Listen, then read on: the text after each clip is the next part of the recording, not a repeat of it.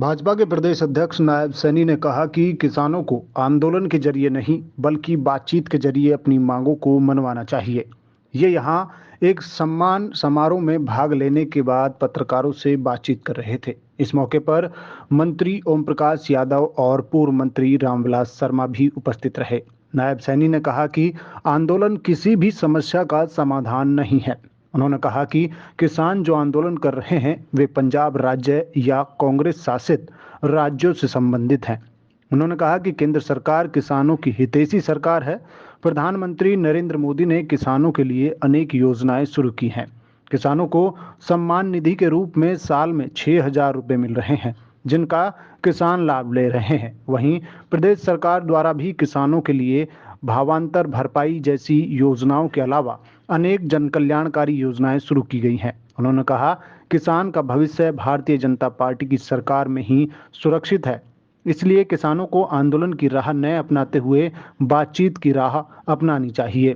किसानों से बातचीत करने के लिए केंद्र और प्रदेश सरकार के मंत्री हमेशा तैयार हैं।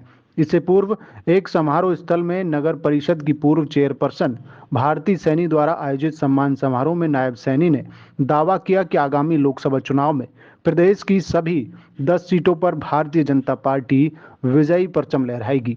उन्होंने कहा कि इसके बाद इसी साल में होने वाले विधानसभा के चुनाव में भी प्रदेश में भारतीय जनता पार्टी अपनी सरकार बनाएगी। इसके बाद डबल इंजन की सरकार प्रदेश में लोगों के हितों के लिए कार्य करेगी।